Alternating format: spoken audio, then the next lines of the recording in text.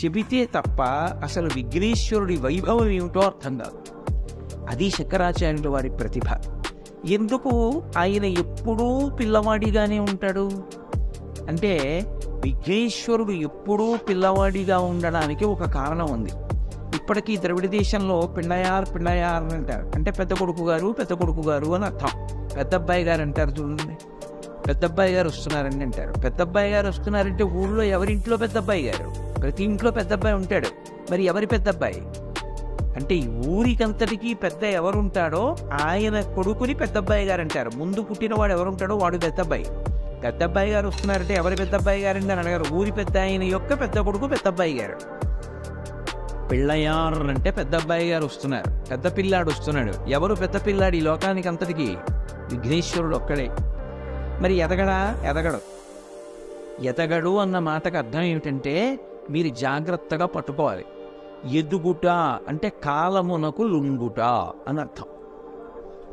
కాలంలో కోటేశ్వరరావు గారికి 50 ఏళ్ళు వచ్చాయి అన్నారనుకోండి, అంటే కాలమునకు నేను లొంగి 50 సంవత్సరముల వయస్సు పొందాను. 54 వచ్చాయి, 55 వచ్చాయి. కోటేశ్వరరావు గారికి 60 వచ్చాయి, షష్ఠి పూర్తి చేసుకుంటున్నారు. కోటేశ్వరరావు గారికి 70 దాటిపోయి సహస్ర చంద్ర దర్శనోత్సవం చేసుకుంటున్నారు. అంటే కాలమునందు నా వయస్సు గణనకు వస్తోంది. కాలంలో ఇంత వయస్సు ఈ శరీరం పొందుతోంది, పెరుగుతోంది. ఆఖరికి పెరిగి పెరిగి పెరిగి పెరిగి ఏమవుతుంది? ఏదో 15 ఏళ్ళో 20 ఏళ్ళో ఎంతో కొంత కాలం పోయిన తర్వాత కోటేశ్వరరావు గారు వెళ్ళిపోయాడు, కాలంలో వెళ్ళిపోతాడు.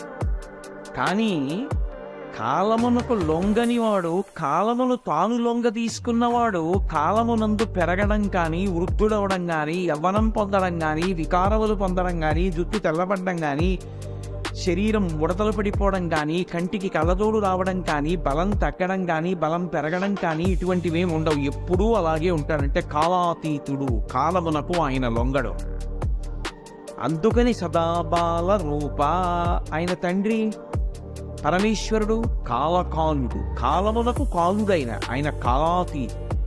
కాలము ఆయనకి వశపడి ఉంటుంది తప్ప ఆయన కాలమునకు వశపడిపోడు. కాలంలో ఎప్పుడో అప్పుడు పరమశివుడికి కూడా ఇబ్బంది వచ్చిందండి అనరు. సమస్త బ్రహ్మాండములు ఆయనలో గడిపోతాయి, ఆయన అలాగే ఉంటాడు. మళ్ళీ ఎప్పుడో బ్రహ్మాండములన్నింటినీ మళ్ళీ సృష్టిస్తాడు, బయటికి తీస్తాడు తప్ప ఆయనకి ఏ భంగపాటు ఉండదు. ఆయన అలాగే ఉంటాడు, శాశ్వతుడు. శాశ్వతుడు ఆయన. అమ్మవారు శాశ్వతి, శాశ్వతైశ్వర్య అని లలితా సహస్రంలో చదువుతున్నాం కదా. ఆవిడ శాశ్వతమైనటువంటి స్వరూపం. ఆవిడ ఒకనాడు ఉండి ఒకనాడు వెళ్ళిపోయేది కాదు. ఆవిడ మహాతల్లి. అందుకే పూర్వజ. ఆవిడ ఎప్పుడు పుట్టింది అంటే, నేను పుట్టడం కాదు, ఈ బ్రహ్మాండములన్నీ ఎప్పుడు పుట్టాయో, ఈ భూమి, సూర్యుడు, చంద్రుడు వీళ్ళందరూ ఎప్పుడు పుట్టారో అంతకన్నా ముందుంది. మీరు ఏది చెప్పండి దానికన్నా ముందు ఆవిడుంది. పూర్వజ, అన్నిటికన్నా ముందు ఆవిడుంది. మీరు ఎవరిని చెప్పండి, అంతకన్నా ముందు ఆవిడుంది. మరి అన్నిటికన్నా ముందు పుట్టుంటే ఇప్పుడు ఆవిడ జుట్టు ఎలా ఉండాలి? తెల్లగా ఉండాలి కదూ. వృద్ధురాలు అయిపోతుందా? అయిపోదా? అయిపోతే తెల్ల పండిపోయిన జుట్టుతో ఉండాలి. కానీ ఆవిడ ఎలా ఉంటుంది? ధునోతుద్భాంతం నస్తులిత దళితి ఇందీవరవనం ఘనస్నిగ్ధశ్లక్షణం చికురవికురంబం తవ శివే అంటారు శంకరాచార్యులు వారి సౌందర్యలహరిలో. నల్ల తుమ్మెదల యొక్క బారు ఎలా ఉంటుందో అలా ఉంటుంది అమ్మవారి జుట్టు.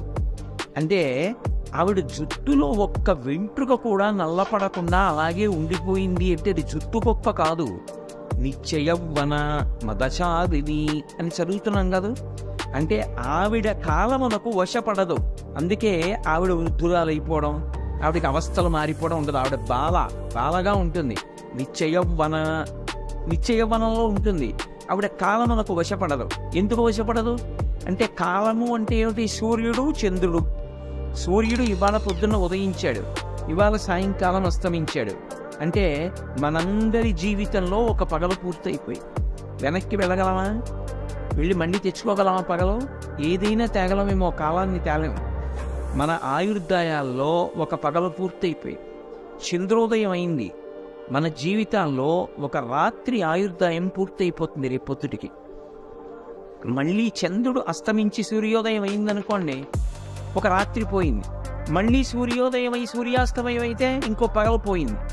సూర్యోదయ సూర్యాస్తమయాల్లో, చంద్రోదయ చంద్రాస్తమయాల్లో కాలము గడుస్తుంటే మన అందరి ఆయుర్దాయము క్షీణించిపోతుంది.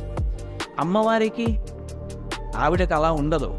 ఆవిడికి సూర్యుడు చంద్రుడు ఇద్దరూ కూడా ఆమెకి తపనో డుపమండల, ఆవిడ రెండిటినీ కూడా చెవికి తాటంకములుగా, రెండిటిని చెవులకు ఆభరణాలుగా పెట్టుకుంటుంది.